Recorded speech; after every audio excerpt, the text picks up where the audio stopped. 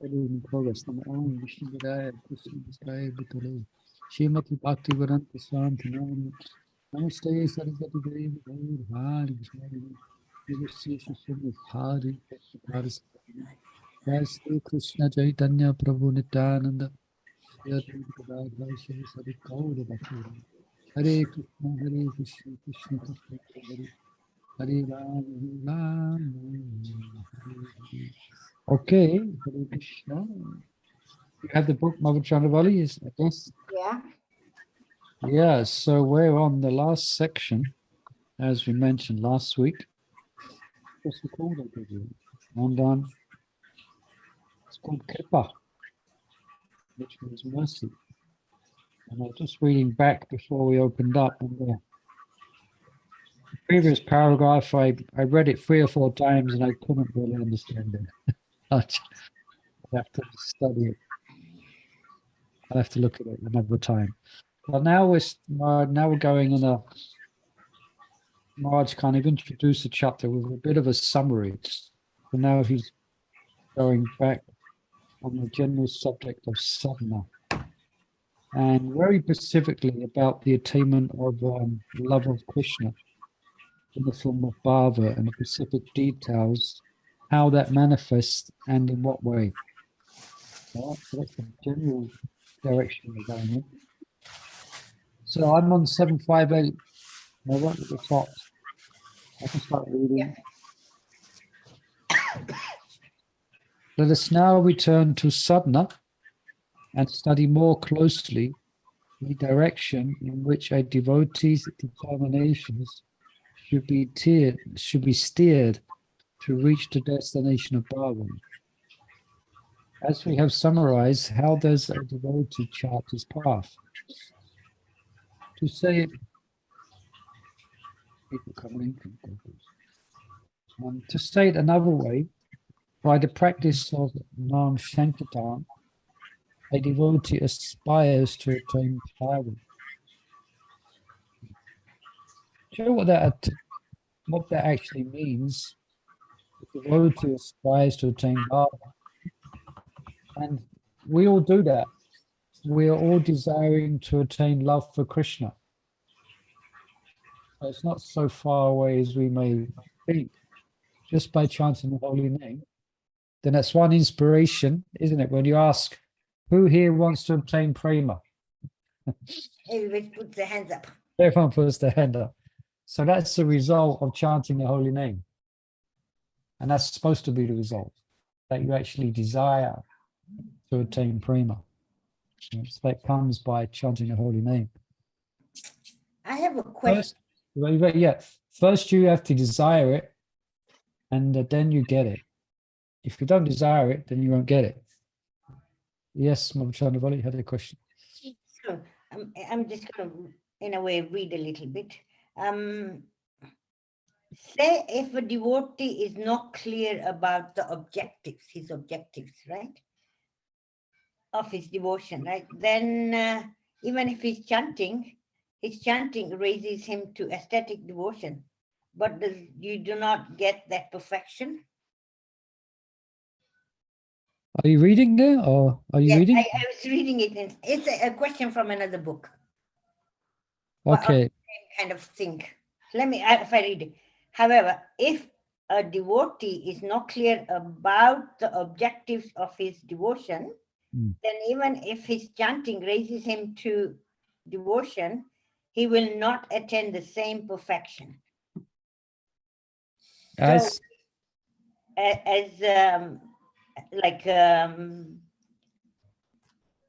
prema, Krishna prema.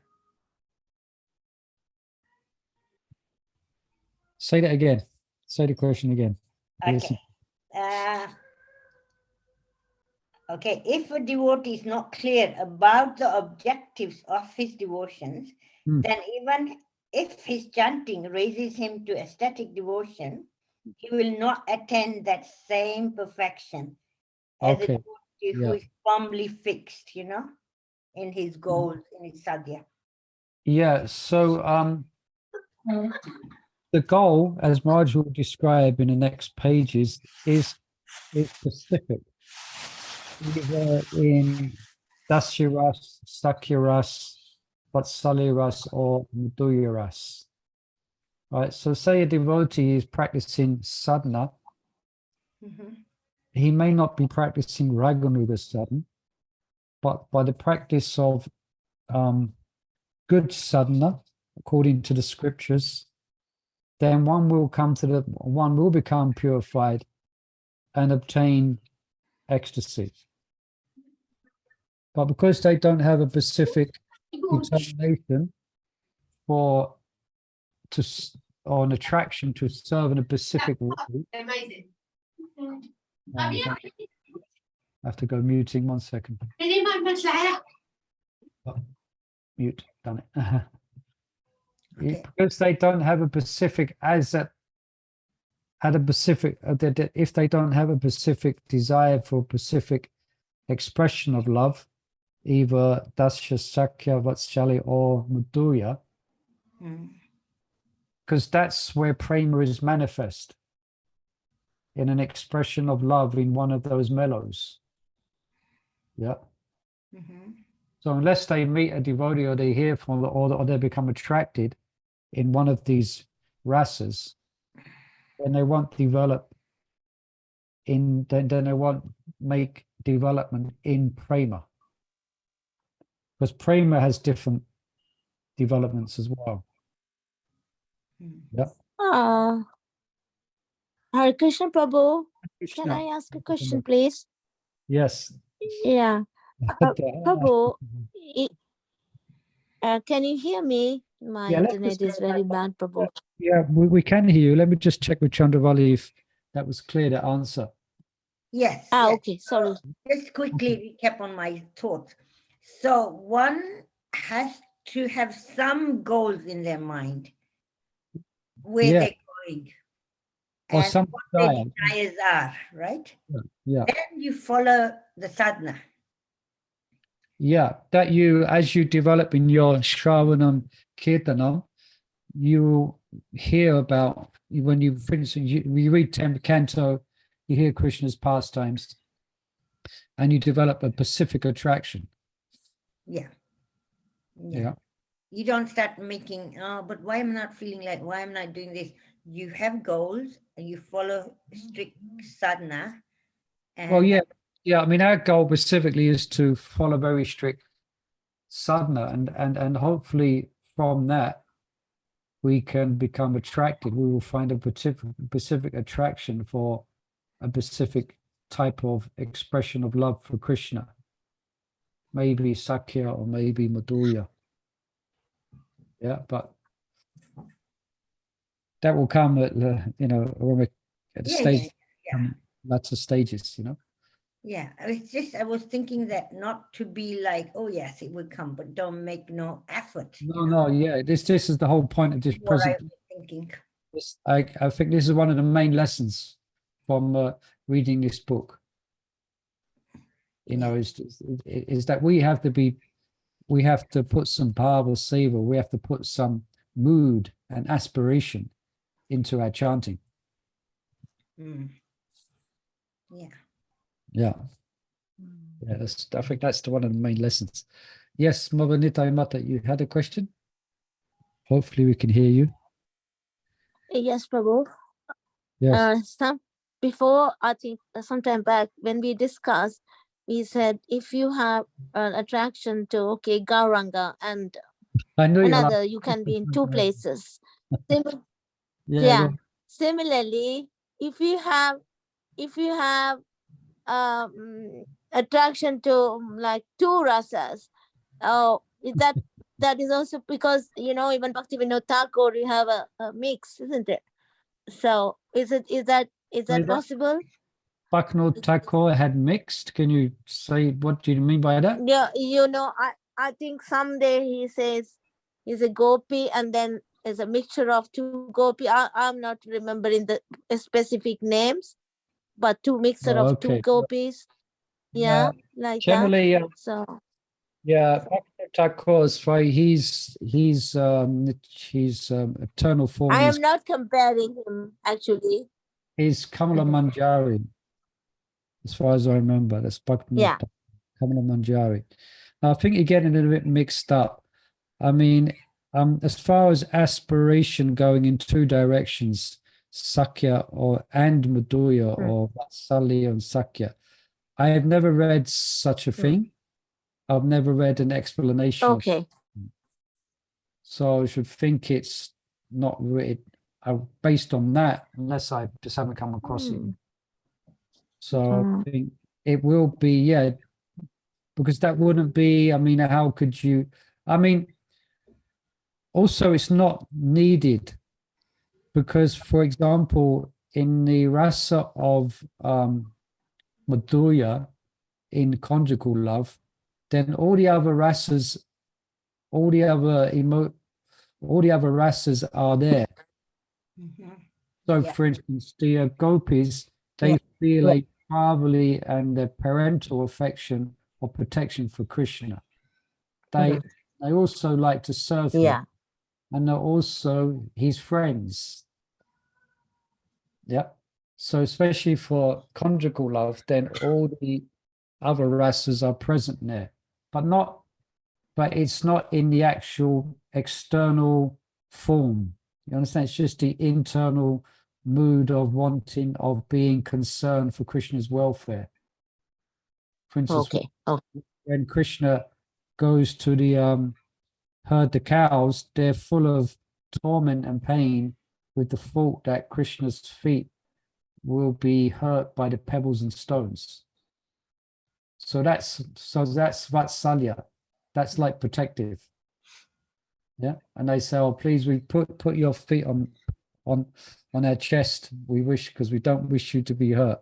So that's kind of vatsalya. But they don't desire or they don't become mothers as well. You understand? So it's not the external form, but they will experience the internal mood. Okay. Yeah. Okay. Yeah. Thank you. Yeah. Then as you go down, is it like vatsalya? I mean, all the rasas have an underlying mood of servitorship. That's the underlying common ground for all of them. Everyone wants to offer loving service to Krishna, Radha and Krishna.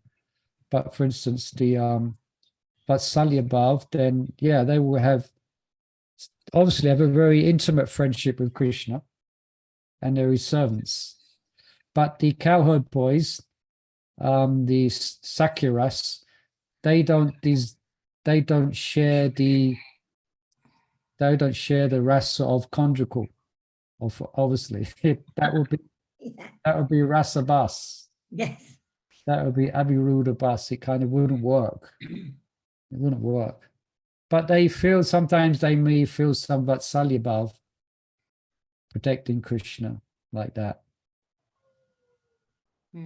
This is nectar devotion. This is describing. Well, okay. Yeah. Yeah. It's like Krishna who has Thank you. expansions in him. Right? Like Krishna himself has all the expansions, like, all the wishes, everything in him, Yeah, it's all coming. Yeah, he is the Swayam Bhagavan. All the, yeah. So, all right, let's read on a bit then. Sorry. No, good question. Thank you.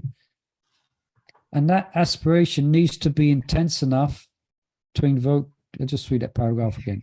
To say it another way, by the practice of Nam Sankirtan, a devotee aspires to attain bhava. And that aspiration needs to be intense enough to invoke Krishna's mercy. All right, so it's intense enough to invoke Krishna's mercy. But the cardinal question ensues. So the question is, what kind of bhava do we want? So what kind of love do we want? Question mark. Okay. When a person asks another for something, he is clear on what he wants. Similarly, the sadhaka has to be clear about what he means by love for Krishna, spiritual identity, and going back to Godhead.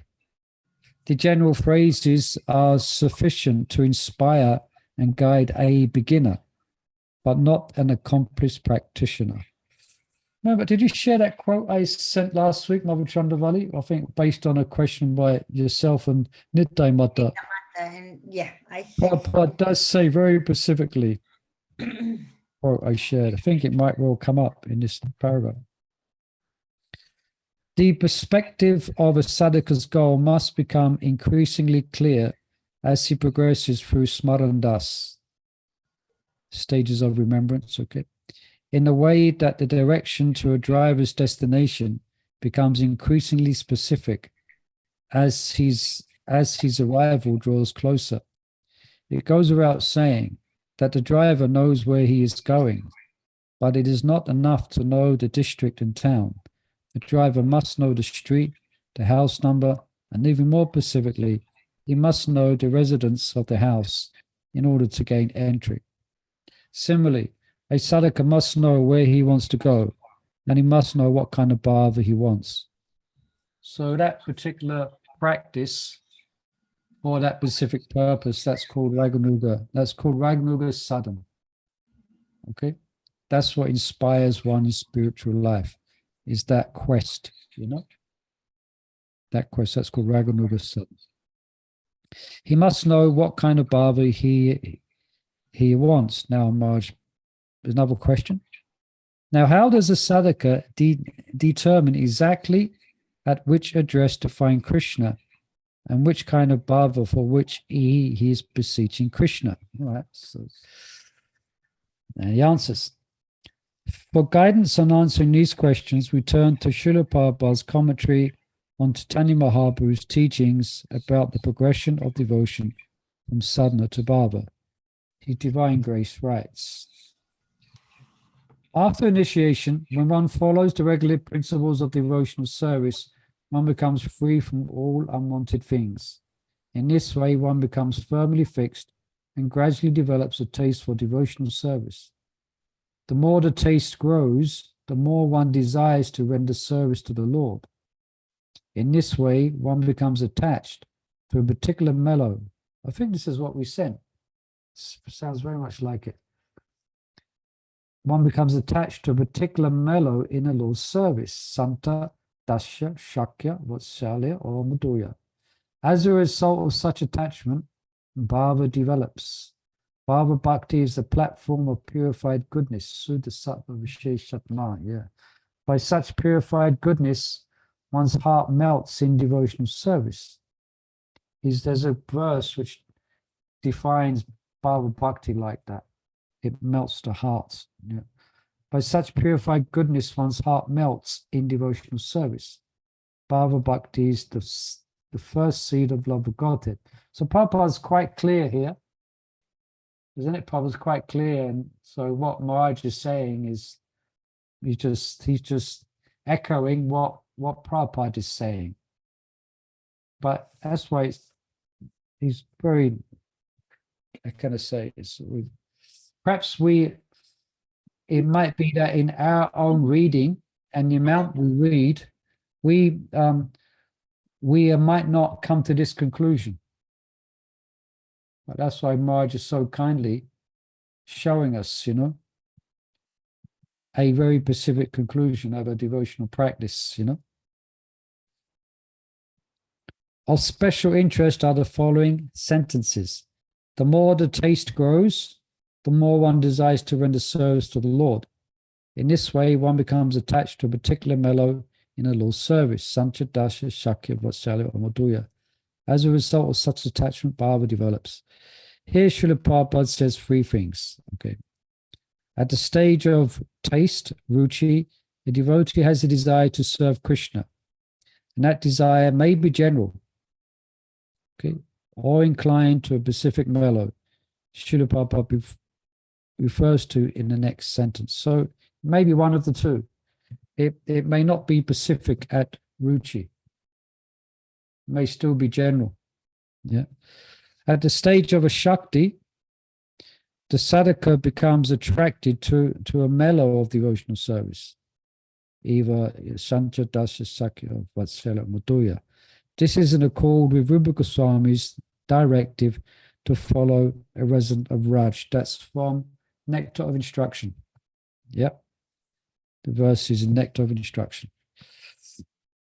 And when attachment is mature and the devotee is blessed by Krishna, he attains a bhava that corresponds to the specific mellow of attachment that he cultivated. Perhaps at ruchi, definitely at shakti.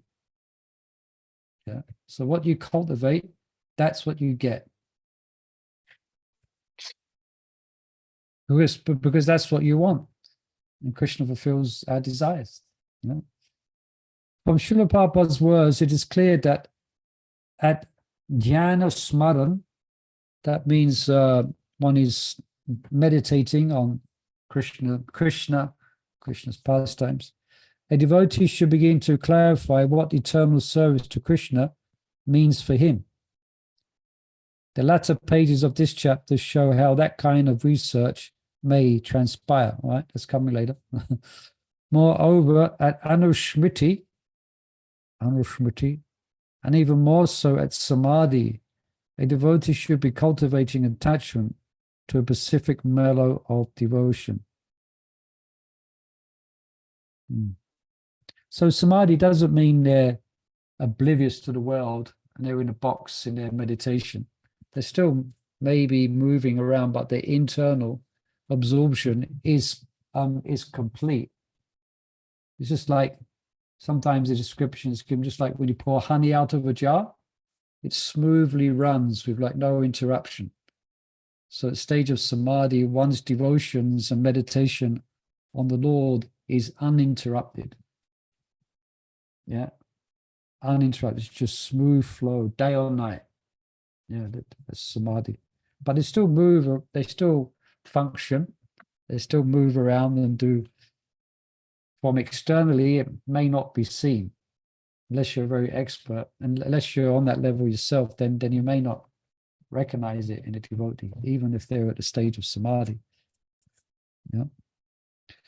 Okay, so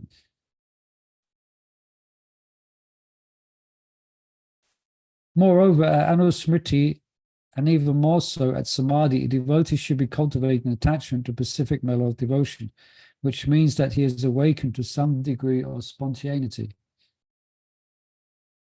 Okay. A thoughtful reader may well ask, how do the temporal characteristics of sadhana bhakti carry over to the spiritual characteristics of bhava bhakti? Wish I could ask such a question. Okay, how do the temporal characteristics of sadhana bhakti carry on over to bhava? Right.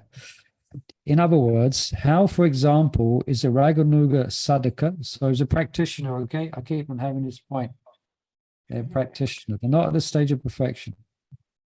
Sadhaka. How is a Raganuga sadhaka assured that he does not attain Vaidhi bhava? You know, so in other words, going to Vaikuntha, worshipping the Lord in awe and reverence. And how is he sure that if he aspires to be a gopi, his identity will not be that of a gopa? All right. We preface our answer by reminding the reader that one who has suitable guidance from both his guru and his intelligence will cultivate sadhana suited to his eternal bhava. If there is any disconnect between sadhana and sadhya at any stage of Krishna consciousness, Krishna will make sure that the sincere devotee is properly directed. All right, so yogic shemi vahamayaham. 9th chapter, Bhagavad Gita, yeah? I carry what they lack and I preserve what they have. Moreover, Krishna, Scripture, and Acharya state that one attains that state of perfection which he practices.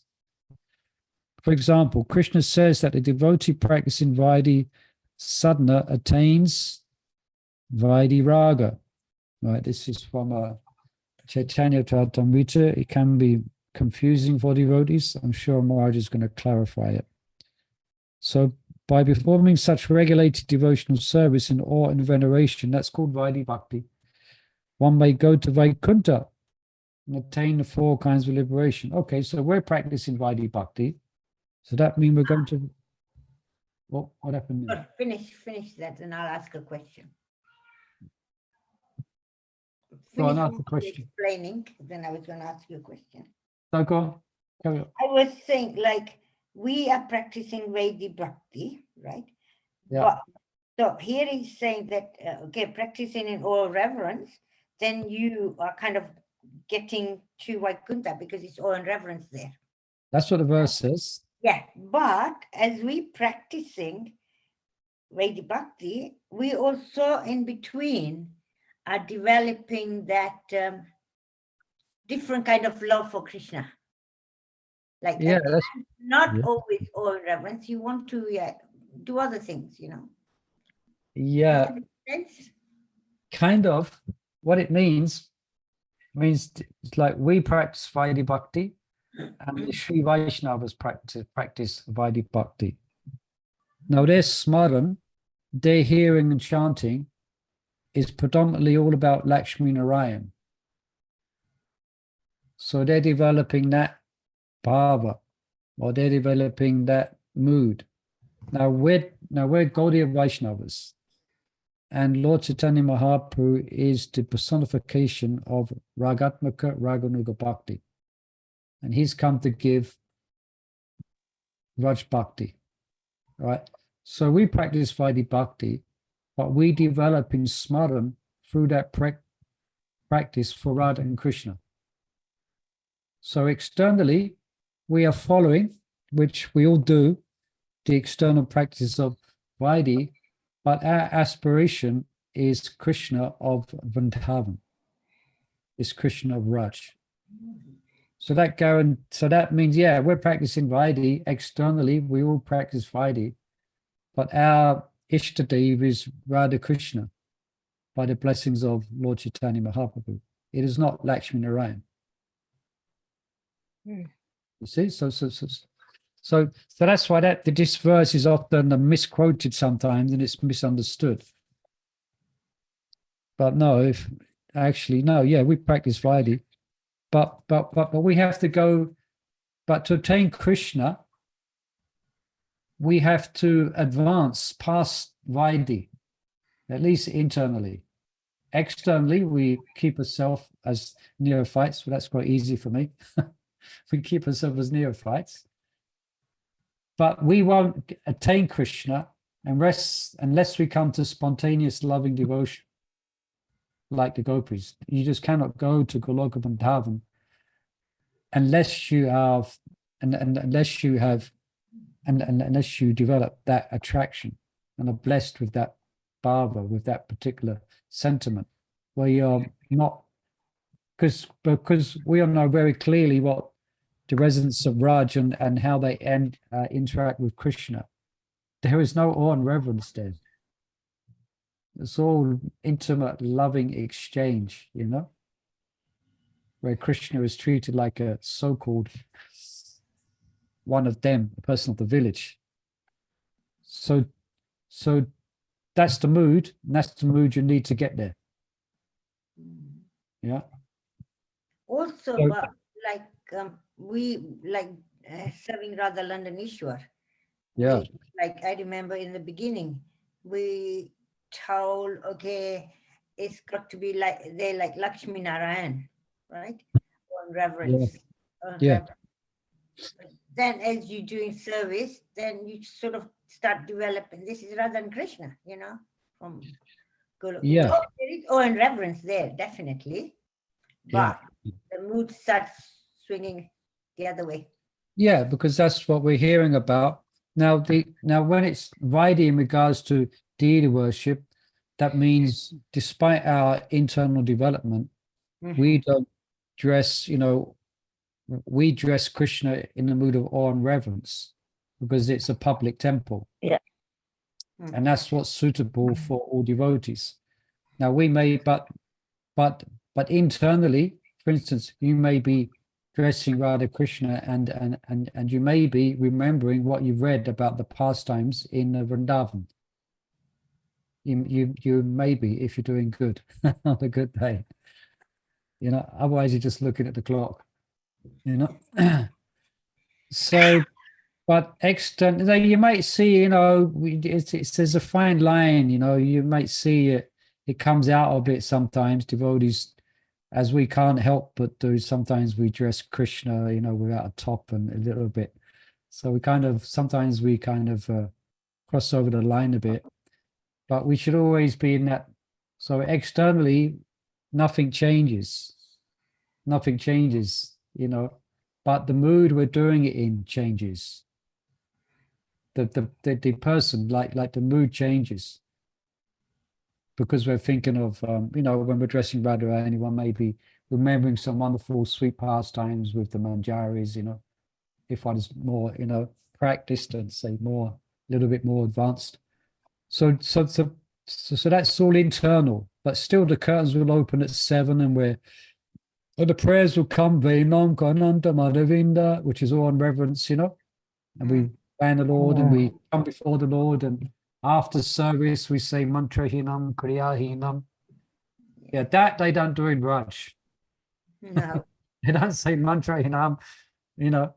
It's No. all so intimate and so spontaneous, but we follow Vaidhi externally. And the internal is just between us and it's that's our private affair.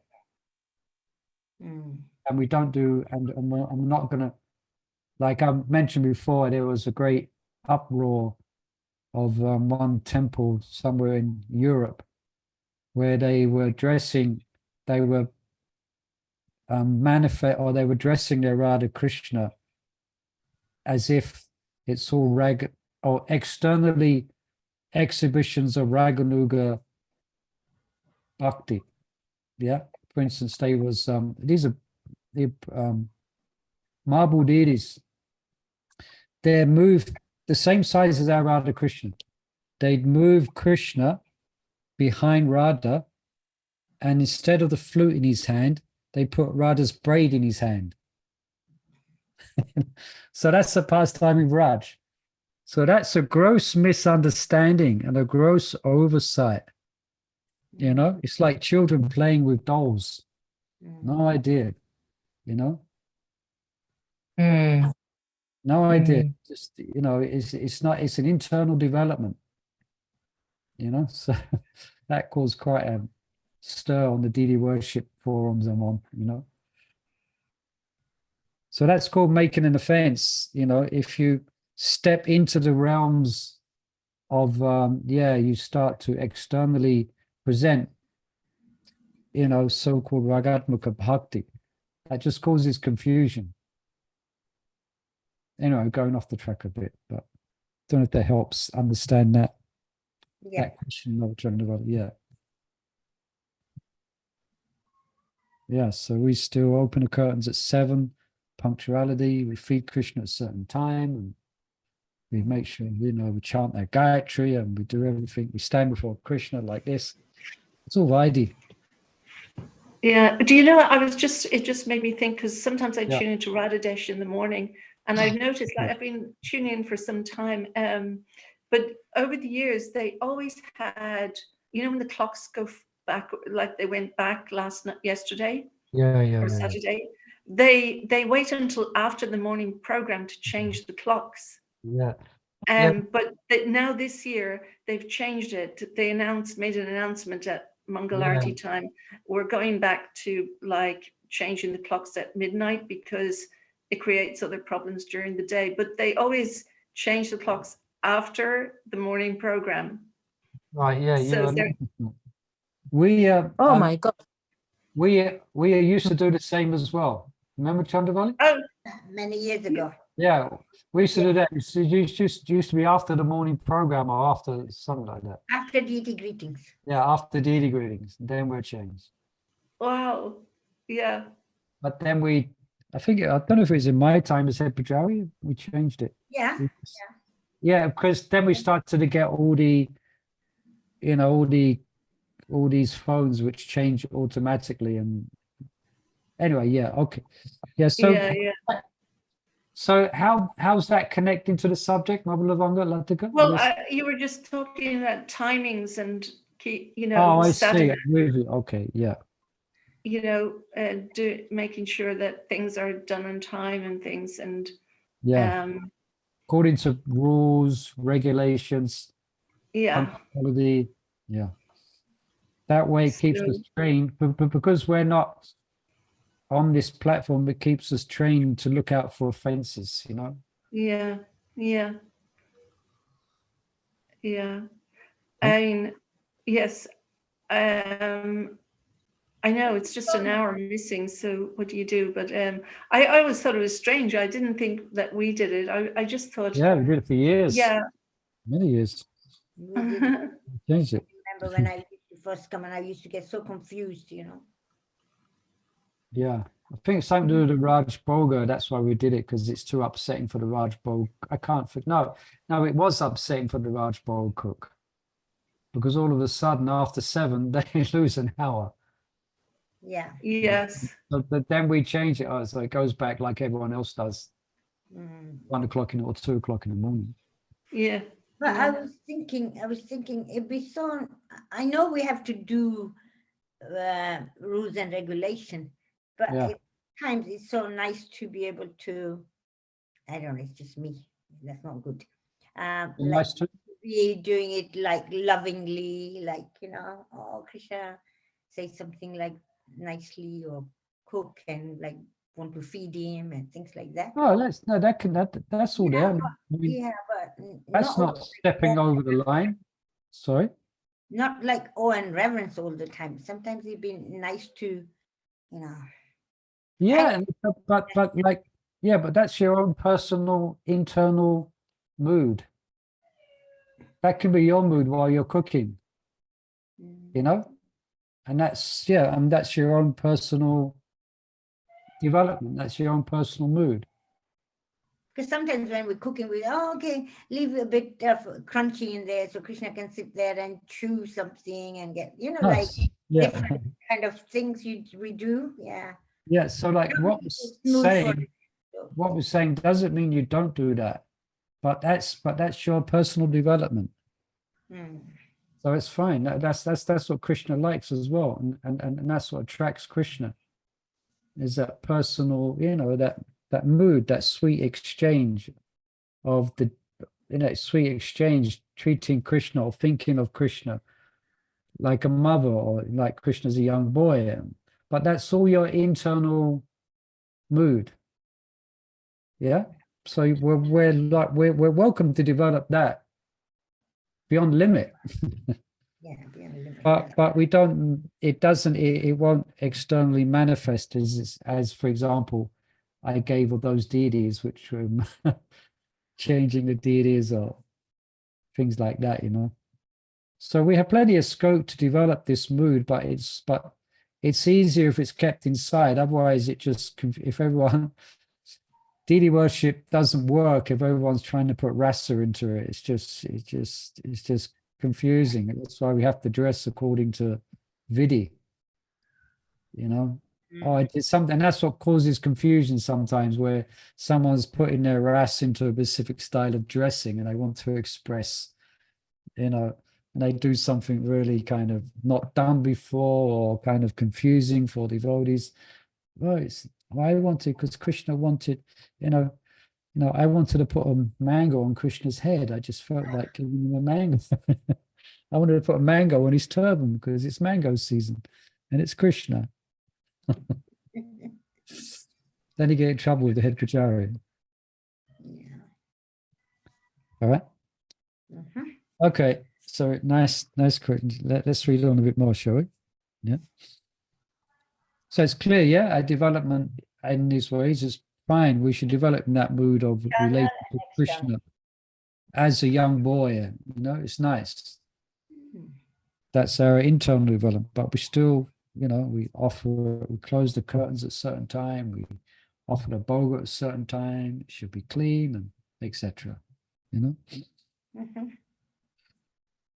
Okay, so additionally, we have previously described the different perfections attained by practitioners of various moods or combination of moods. Right. And we have also explained that the following verse can be understood in terms of a person passing from one body to another, or a devotee passing from one state of conscience to another. Yam yam vapi smarin bhavam Traitati anti kalevaram tam tam iveti konteha sarata bhava bhavataha. Yeah, so it's nice Maharaj is quoting this verse. It's nice when we study this subject because then we can see the Raganuga understanding of this verse, which you may not have seen before. Like it says here, whatever state of being one remembers when he quits his body, O Samakunti, that state he will attain without fail. So you understand? So like when we hear that verse, traditionally, we just think of someone who's thinking of the opposite sex, then they take birth. Someone's thinking of a deer, Maharaj Bharat. But it applies to the practice of Raganuga. You understand? Whatever state of being, so whatever bhava you have when you leave this world, that's what you attain. So if you leave this world in a bhava of Sakiras, thinking of Sakiras or madhura, that's what you attain. Yam yam vepi smarin bhavam. That's the like more internal understanding of this verse. You know? So next time you come across this verse, so you can remember that, oh, right, that this has a higher meaning. You know? You can remember that doing Radharani's braid, okay. Sorry? I said you can then remember Krishna doing Radharani's braid. Yeah. For example, it'd be nice because I we just thought the because fact that we leave our body. Yeah, I Krishna thought because you decorated. said that they put the braid, Radharani's braid on Krishna's hand. So I was thinking, yeah, okay, there is past. I mean, Krishna does that. Yeah. Braid Radharani's hair, but you have to try and remember. Yeah, so internally we can remember that, but we wouldn't do it we wouldn't do it on the deities. No. Herein, Krishna clearly establishes a correspondence between a devotee's aspiration and his destination. And finally, one of the cornerstones of this book is Sanatana Goswami's teaching that practice and perfection match. So I'll just quote the English. In all spheres of activity, the results one achieves match the discipline one has practiced. Siddhasya lakshanam yatshat satanam shadakshatat. The practitioner and the means of practice should be in accord with their goal. So to conclude on the question, we may rest assured that the nature of properly executed devotional service is such that practitioners will reach their appropriate destination. However, our attention is primarily on how a devotee's taste and attachment for Krishna unfold, and what the underlying truths to inspire that development are. What is a devotee's worshipable deity? What kind of relationship does he have with the Lord? With which associates does he serve, and more? While for most devotees these questions are academic, ISKCON is a worldwide institution where devotees will seek out and have access to many Vaishnavas' beliefs. The questions above must be addressed, and the path of a sadhaka must take should be crystal clear. Thus we propose the following. To pass from dhyana to samadhi, from there to bhava, the sadhaka must have envisioned and realized a complete correlation between sadhana and sadhya. So sadhya is perfection, okay. The regulative devotee must have an intellectual appreciation for raga bhakti. Right? So at least intellectually, and that's what we're discovering now, at least we're understanding where we have an intellectual appreciation of raga bhakti. Now, when that intellectual appreciation, it's applied to one's own practice. So it goes from just intellectual to developing what we have read within our service attitude, Then it becomes increasingly spontaneous. I mean, it's natural. we have a natural attraction as he approaches bhava. And the same truths that guide the Vaidhi Bhakta must supply in equal measure to the more progressive Raganuga Sadhaka. Okay, time check, 10 minutes. Okay, everyone? Mm-hmm.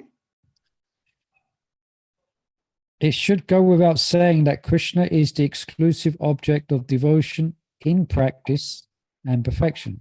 That said, experience shows that due to a misunderstanding of the Gaudiya Vaishnava teachings, some devotees worship Nrsimha, Ramachandra, or Narayan as their Ishtadevs. We think we've covered that before, isn't it? However, Sri Uddhava points out that it is Krishna who is meant to be the beneficiary of every sadhaka's service.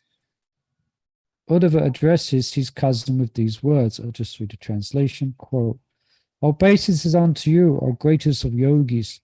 Please instruct me, who am surrendered unto you, how I may have undeviating attachment to your lotus feet." Uddhava's praise of Krishna is not familial bias, and neither is a Gaudiya Vaishnava's veneration of Krishna a religious formulary.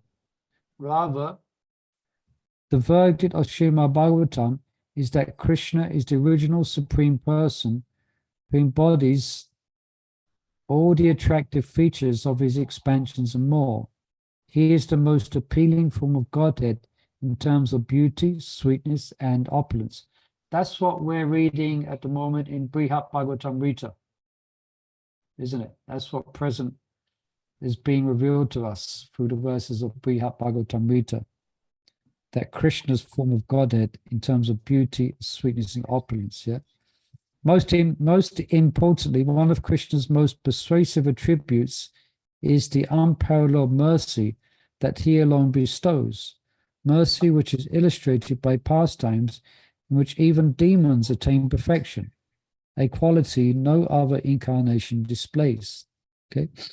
Again, it is Uddhava who gives evidence of this remarkable trait. So this is a verse from Srimad Bhagavatam. I think it's early on, third canto actually. It comes early in Srimad Bhagavatam.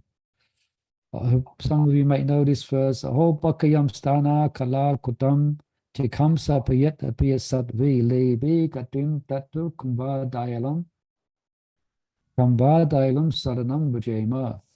Alas, how shall I take shelter of one more merciful than him, who granted the business of mother to the she-demon, Putana, although she was faithless, and had prepared deadly poison to be sucked from her breast. Right, this is the verse, incidentally, which Gadadhar chanted, was it? No, Mukunda? No, Gadadhar chanted to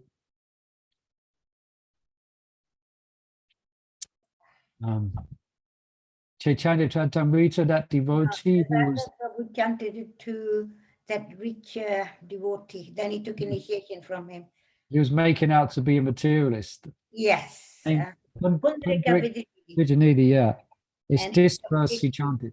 Yeah, he completely went And this verse, he went into a great Saptaka path yeah. and revealed his true devotional form.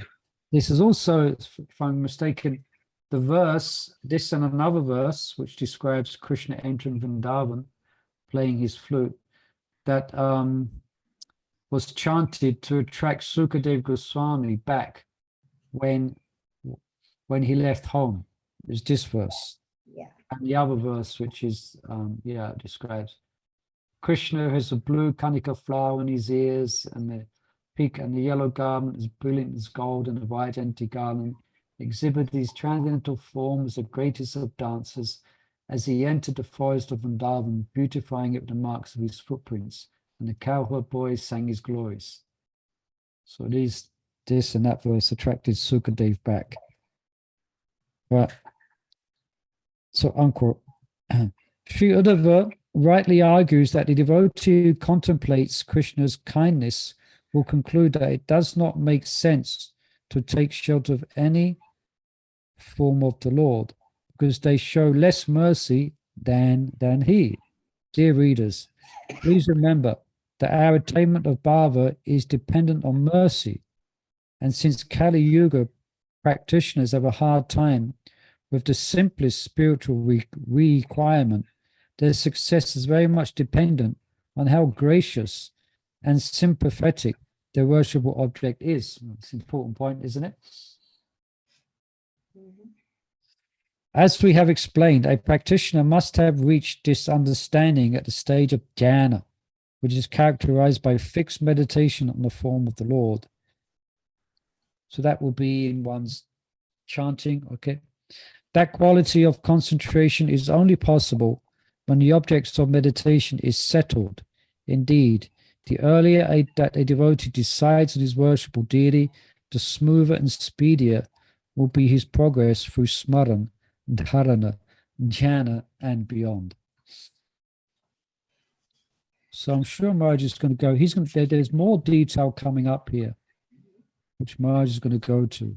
I'm pretty sure, because even the meditation on Krishna is a general. All right. Gaudiya Vaishnavas normally are inclined along the lines of Radharani.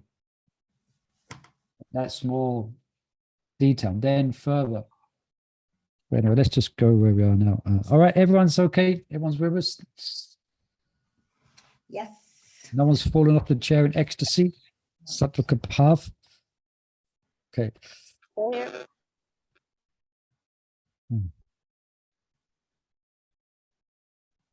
However, concluding on the form of Krishna as the best meditation for him, a devotee needs to further refine his thinking to determine which of Krishna's form is most desirable, the one in Vrindavan, Mathura, or Dwarka.